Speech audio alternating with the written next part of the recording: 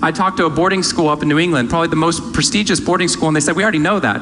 So every year, instead of just teaching our students, we also have a wellness week, and we're so excited. Monday night, we have the world's leading expert coming in to speak about adolescent depression. Tuesday night is school violence and bullying. Wednesday night's eating disorders. Thursday night is illicit drug use. And Friday night, we're trying to decide between risky sex or happiness. I said that's most people's Friday nights.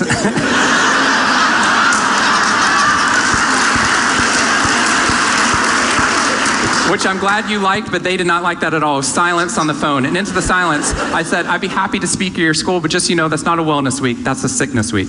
What you've done is you've outlined all the negative things that can happen, but not talked about the positive. The absence of disease is not health. Here's how we get to health. We need to reverse the formula for happiness and success.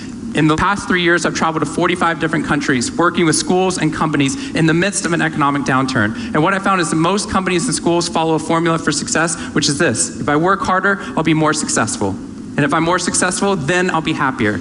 That undergirds most of our parenting styles, our managing styles, the way that we motivate our behavior. And the problem is, it's scientifically broken and backwards for 2 reasons. First, every time your brain has a success, you just change the goalpost of what success looked like.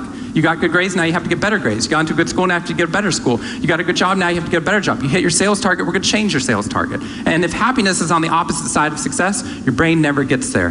What we've done is we've pushed happiness over the cognitive horizon as a society. And that's because we think we have to be successful, then we'll be happier. But the real problem is our brains work in the opposite order. If you can raise somebody's level of positivity in the present, then their brain experiences what we now call a happiness advantage, which is your brain at positive performs significantly better than it does at negative, neutral, or stressed. Your intelligence rises, your creativity rises, your energy levels rise. In fact, what we found is that every single business outcome improves. Your brain at positive is 31% more productive than your brain at negative, neutral, or stressed.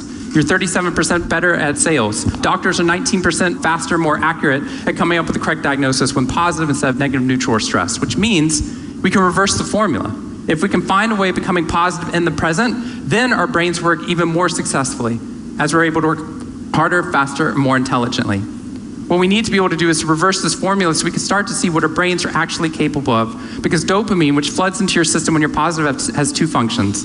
Not only does it make you happier, it turns on all of the learning centers in your brain, allowing you to adapt to the world in a different way. We've found that there are ways that you can train your brain to be able to become more positive. In just a 2-minute span of time, done for 21 days in a row, we can actually rewire your brain, allowing your brain to actually work more optimistically and more successfully.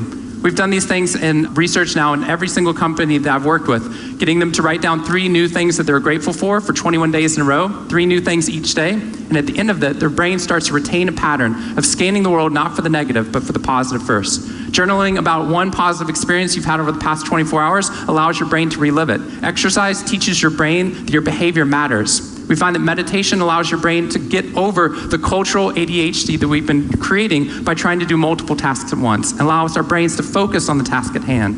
And finally, random acts of kindness or conscious acts of kindness. We get people, when they open up their inbox, to write one positive email praising or thanking somebody in their social support network. And by doing these activities and by training your brain, just like we train our bodies, what we found is we can reverse the formula for happiness and success, and in doing so, not only create ripples of positivity, but create a real revolution.